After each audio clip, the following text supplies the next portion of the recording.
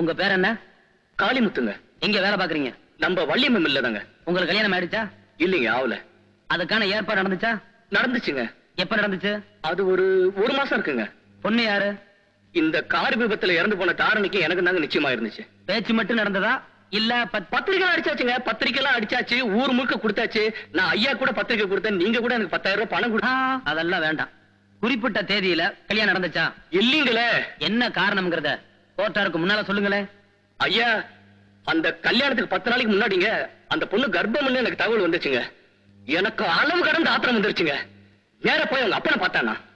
மாமா, நாம ஒரே மில்ல வேலை செய்யறோம், ஒரே தலைவன் கீழ தொழிலாளிகளா இருக்கும். அப்படி இருந்து நீ எனக்கு துரோகம் செய்யலாமா? என்ன மாப்பிள்ள, வந்த உடனே பெரிய வார்த்தையெல்லாம் பேசுறீங்க. நான் அப்படி என்ன பண்ணிட்டேன்?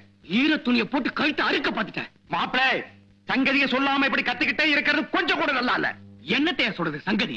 மானங்கட்ட உன் குடும்பத்துல மாட்டிக்காம நான் தப்பிச்சேன்னு யார பாத்துறா சொன்னேன்? மானங்கட்ட குடும்பத்துல உன் குடும்பத்தை தாயா நிரூபிக்க முடியுமா? நிரூபிதாயா? பாராவளிய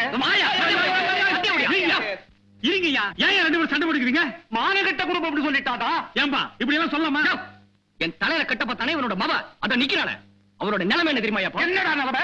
அவ கர்ப்பமா இருக்காயா? உன் மவனைய கலியா? அவன் சொல்றது என்னடி? அடி பாவி, யாருகிட்டடி ஏமாந்த? எனக்கு தெரியாதுப்பா. வழக்கம் போல நான் வக்கீல ஆபீஸ்க்கு போயிட்டு இருந்தேன். யாரோ என்னத்தையோ கொண்டு வந்து என் முகத்துல வச்சாங்க. நான் மயக்க மாட்டேன். அந்த நேரத்துல தான் எந்த பாழும் படி கொடுத்துட்டு கதையா இருக்கிற ஒண்ணு ஒண்ணு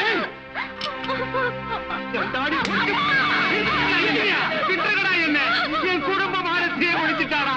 நான் உசுரோட இருந்தா தானப்பா நம்ம குடும்பம் மான போகும். நான் இப்பவே கடல்ல செத்துறேன்.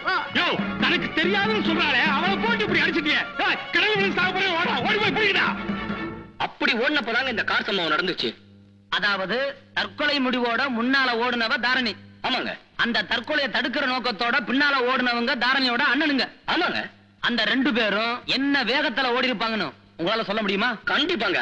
பயனுங்க காலே பூமியில படலையே. என்ன இருந்தா கூட பிறந்த பொறுப்பு இல்லீங்களா? இவனுங்க கண்ணு மண்ணு தெரியாம ஓடின வேகத்தை பார்த்து எங்க இவனுங்க எங்கேயாவது முட்டி மோதி மண்டை போட்டுருவானுங்களோ நான் நினைச்சேங்க. கடைசியில நான் பயந்த மாதிரியே நடந்து போச்சுங்க. நீங்க போகலாம்.